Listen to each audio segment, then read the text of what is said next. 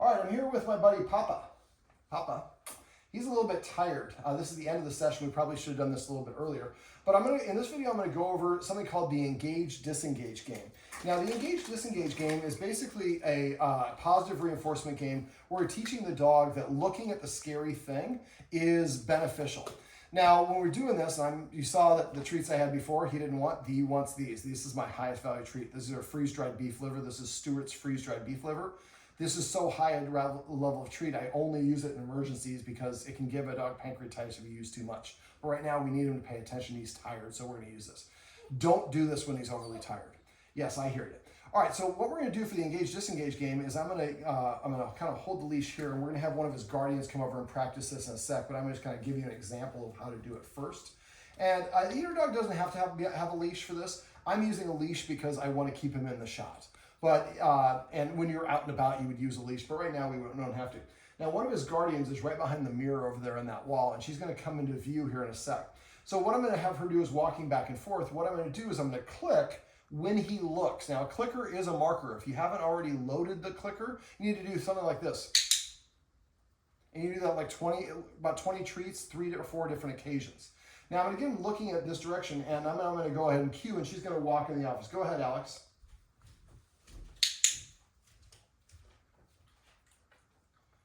Alex, walk back. So I'm clicking when he looks at her. This is called the Engage Disengage game. Go ahead and walk back.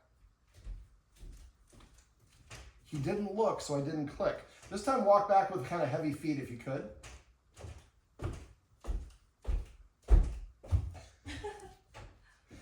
Poppy, come on. Here you go, buddy. Come on up here. Come on up. It's right up there. There you go. Here's one. Go get, that's the good stuff. Yes, we know you can get up there. You're tired. There we go. All right, so I'd like to have the dog kind of looking in that general direction. All right, Alex, go ahead and walk by again. So when he looks, ideally, I'm kind of having to lure him to get him to look in that direction, but go ahead and walk again, Alex, with the heavy feet. So I'm clicking when he looks at her. Now, when we're doing this, we don't want him to react. Go ahead and walk back at just normal feet. So if he doesn't look, I'm not clicking. Now, if he sits or lies down, that's actually a really good thing. That's a body mechanic that tells me he's comfortable. Right now, this is a temper tantrum. I want the treats. Now, when we're doing this game, we just got back from a park where we're kind of doing a version of this. And Alex, you can come on back and grab a seat, and I'm going to kind of switch, and then I'm going to explain this. Grab a seat there for a sec, and then I'm going to switch, and then you're going to do what I was just doing. So basically, when we're doing this, one of the little tips that I like to use, I like to keep score. So every time he looks at the other dog, I click, and then I give him a treat, and that's a score of 1. Every time that he barks or lunges or growls, that's a score against. Our goal would be to have a score of like 20, 30, 40, 50, 60 to 0. Now, this is also a very intense experience. He's exhausted because of what we just did a version of this off camera. Forgot to bring my camera to film it. And so when we're doing this, this burns a lot of energy. Even though if you're doing it right, it should look like he's not reactive because the whole thing is he should not react at all. If he reacts, that means we got him too close. So I lower the intensity of this by either increasing the distance, slowing down the speed. We did this kind of a version of this with a skateboarder, or I turned down the volume if it's auditory. Now the skateboarder, he heard the trucks going for the skateboard wheels. So you can actually go to a skate park or somewhere somebody's have a skateboard and record the audio of it. And then I can play it on my phone and then give him a treat. So we're giving him exposure therapy, essentially. He hears the sound of a skateboard while he's in a safe place. This is petulance. I want more treats.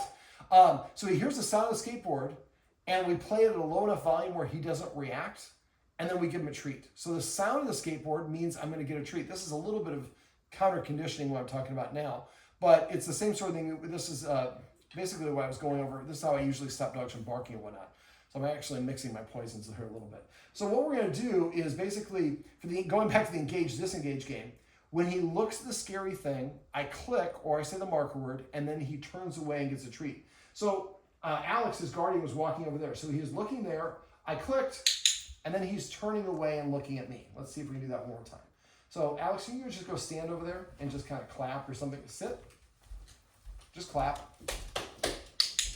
See how he's turning away? So I wasn't very, hold on one sec, let me get set up. Oh. All right, go ahead, one sec. All right, go ahead and clap. So when he hears the sound, he's looking in that direction. I'm clicking for him looking there. And then to get the treat, go ahead and clap one more time. And he's not snapping his head back because we haven't practiced enough. This is the problem we ran into the park. But eventually what's going to happen, he's going to look, I click, and he's going to snap to look at wherever the click came from because that's where the treat's coming from. So what we want to do when we're doing this, the most important thing is he does not react. Now at the park we just were at, we had a whole bunch of different dogs with different energy levels and different sizes. So if there's a dog that's sitting or lying down, we were able to get him pretty close. When that golden retriever was playing fetch, when he started moving, that's when he started kind of getting more aware of what's going on. So you have to be aware of the environment. If you see the golden retriever just laying there, you might be able to get close. He looks at the golden, and then you give him the treat. But if the guy picks up his ball, he's going to play fetch, you move him 5 feet away, 10 feet away, 15, whatever the distance is that he needs to be away, so he looks at it and doesn't react to it. Does that make sense? Okay, I click to say yes, look at the scary thing is going to get you a reward, and you're at whatever distance we need to be for him to not react. And gradually we can get a little bit closer, but this might take several practice sessions. All right, Alex, I'm going to have you come over here and sit where I'm sitting, and I'm going to have you do what I've just got done doing. Do you have the clicker or do you want mine? I got it right here. Oh, you got it? All right. So I'm going to use one treat to keep him here. This is the treats you're going to use because he's a little tired. If you want to sit where I was just sitting, and you can kind of hold the leash if you need to. I kind of was holding it here in my, there you go. All right, so I'm going to kind of, when he looks at me, you're going to click and give him the treat. And then give him that treat. There you go. And now I disappear. And now here I come again. There we go.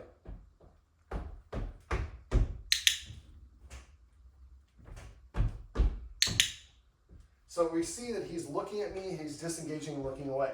Now we're practicing this inside. We control the environment here. So a lot of times when I do this, I like to cheat. I would actually do this with a friend of mine and have them meet us at Hodgkins Park. So that way, if I want them to move away, the people that we were working with were just very nice. It's just a bunch of people we ran into. But not everybody wants to help us, and not all those dogs are always going to be nice.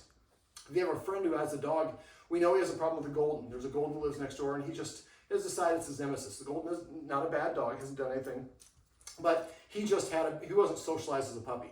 So if you have a friend with a golden, you meet at Clover Park or wherever it is, and then you're able to practice having him look at that dog, and you can tell your person, walk away, walk behind the shrub, wait, okay, come back.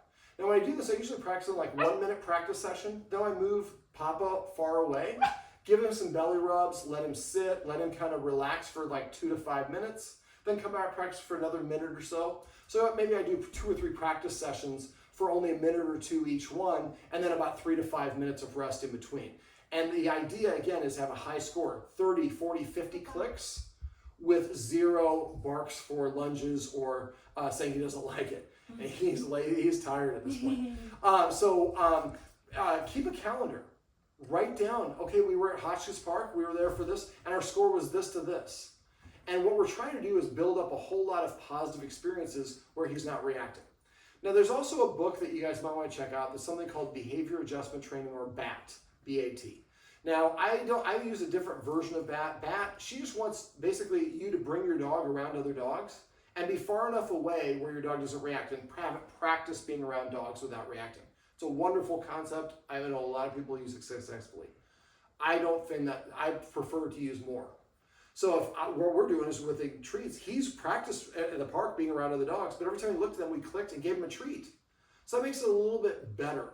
Now, we can't make the dog dependent on us for those treats, but it's all we're trying to do is just help him practice being around dogs without barking and having something positive happen. At first, you might have to be 30 feet away, then 25 feet, 20 feet, Papa. And gradually closer and closer. But the most important thing is that he doesn't react. At the end of the exercise, he is not, you have a positive repetition.